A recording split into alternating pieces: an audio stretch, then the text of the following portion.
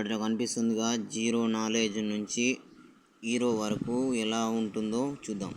జీరోకి knowledge zero ఉంటే హీరోకి జీరో కన్నా హై లెవెల్ నాలెడ్జ్ ఉంటుంది.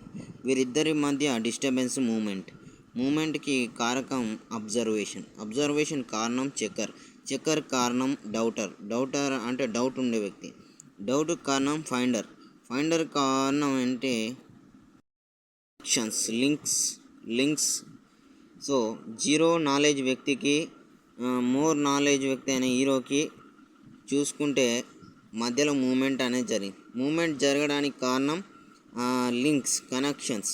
ఈ కనెక్షన్లో మెయిన్గా అబ్జర్వర్ ఎప్పుడు అబ్జర్వేషన్ చేస్తూ తనకున్న డౌట్స్ని ఫైండర్తో క్లియర్ చేసుకొని చెక్ చేస్తాడు.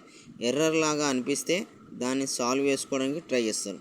సో ఇలాగనే ఒక డైమెన్షన్ క్రియేట్ అయినప్పుడు ఆ డైమెన్షన్ని ఎన్ని విభాగాలుగా డివైడ్ చేసి ఎన్ని షేప్లో డివైడ్ చేశారో 1, 2, 3 ఇట్లా 14 డైమెన్షన్స్ అనుకుంటే, డైమెన్షన్లో దానికి ఎన్ని రకాల చెక్కర్స్ ఉండాలి, ఎన్ని రకాల మూమెంట్ ఉండాలి, లింక్స్ ఉండాలి, ఫైండర్స్ ఉండాలి. వాటిని చూసే ఐ కెపాసిటీ అంటే మన రెటీనా స్కానింగ్ కూడా ఫైండ్ అవుట్ చేయగలుగుతుందా లేదా, దానిని అబ్జర్వేషన్ చేసే క్యాపబిలిటీ, దాని యొక్క శక్తిని గ్రహించే శక్తి వస్తుందా అనేదే మనకు ఇక్కడ ఒక గేమ్లా అనిపించేది. సో ఇదంతా చూస్తుంటే ఒక గేమ్లా అనిపిస్తుంది. అంటే జీరో నాలెడ్జ్ వ్యక్తికి హీరో నాలెడ్జ్ వ్యక్తితో కాంపిటీషన్ పెడితే హీరో నాలెడ్జ్ వ్యక్తి గెలవచ్చు. కానీ జీరో నాలెడ్జ్ వ్యక్తితోటి జీరో నాలెడ్జ్ అనే గేమ్ పెడితే జీరోనే గెలుస్తాడు. సో హీరో ఓడిపోతాడు. కానీ మూమెంటం ఎప్పుడు ఎలా ఉండేది తెలియదు. ఇది నేచర్ లాస్తో సిద్ధం. కానీ అబ్జర్వర్, డౌట్, ఫైండర్ ఎప్పుడు చెక్కర్కి లింక్గా, కనెక్షన్గా ఈ ఇద్దరి మధ్య జరుగుతూ ఉంటుంది. దీనినే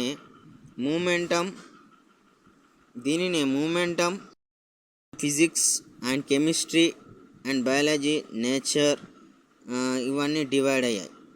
ఈ విధంగా material structures, mine areas, gulf areas, desert, ఇంకా భూమి ఉపరితలాలు, different soil erosions, different climates conditions, different weather conditions ఇవన్నీ ఎదురయ్యాయి.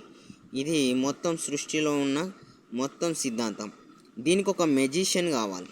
జీరో నాలెడ్జ్ వ్యక్తి అయినా హీరో నాలెడ్జ్ వ్యక్తికైనా ఒక మెజిషియన్ అనే ఇంపార్టెంట్. మెజిషియన్ ఎందుకంటే ఇతనికి అన్నీ తెలిసి ఉండాలి. జీరో నాలెడ్జ్ నుంచి హీరో నాలెడ్జ్ వరకు మెజిషియన్కి అన్నీ తెలిసి ఉండాలి. అతని దగ్గర ఉండే స్టిక్కి అన్ని రకాల మాంత్రిక జాలం తెలిసి ఉండాలి. అంతర్గత మంత్రం తెలవాలి, బహిర్గత మంత్రం, ఇంకా మధ్యరహిత మంత్రాలు తెలిసి ఉండాలి. అంతేకాకుండా ఇతనికి డిస్టర్బెన్స్ చేసేటి ఎలాంటి అటాక్స్ జరగకుండా ఉండాలి. సో అలాంటి వ్యక్తినే మ్యాజిషియన్ని ఈ నేచర్ ఎంచుకుంటుంది. అతన్ని సూపర్ హీరోగా మారుస్తుంది. జీరో నాలెడ్జ్ వ్యక్తిని చూసాం, హీరో నాలెడ్జ్ వ్యక్తిని చూసాం. ఇవన్నిటిని తెలుసుకున్న సూపర్ హీరో గురించి తెలియదు. సూపర్ హీరో సూపర్ న్యాచురల్ పవర్స్తో ఉంటాడు. సూపర్ హీరో అంటారు. ఇతన్నే అందరు లైక్ చేస్తుంటారు. ఇతను అన్నిటినీ చూస్తూ ఉంటాడు, వింటూ ఉంటాడు. ఇదే ఈ యూనివర్స్లో అనేకమైన గెలాక్సీలో, అనేకమైన మిల్కీవేలో, అనేకమైన ప్లానెటరీలలో, ఈ గ్రహాలలో ఇలాంటి డిస్టర్బెన్స్, మూమెంట్స్ జరుగుతూ రిపీట్ అవుతున్నాయి అనేదే ఈ మెజిషియన్ని క్రియేట్ చేసిన గేమర్. ఇవన్నిటిని ఒక గేమర్ తయారు చేశాడు. గేమర్ని ఎవరు పుట్టించారంటే ఎండ్లెస్ క్రియేచర్. ఒక ఎగ్ కావచ్చు, ఒక ద్రవ రూపం లిక్విడ్ కావచ్చు, వీటికి ప్రాణం గ్యాసెస్ వల్ల గ్యాస్ స్టేట్ కానీ, లిక్విడ్ స్టేట్ కానీ, సాలిడ్ స్టేట్గా ఫామ్ అయి ఉండవచ్చు. వీటికి ఒక ఘర్షణ జరిగి పిడుగు, అగ్ని, రగిలి పంచభూతాలు 5 ఎలిమెంట్స్ ఉన్నాయిగా, 5 ఎలిమెంట్స్కి ఇవి బానిస అయి ఉండాలి. 5 ఎలిమెంట్స్ అగ్ని, నీరు, గాలి, ఆకాశం, భూమి.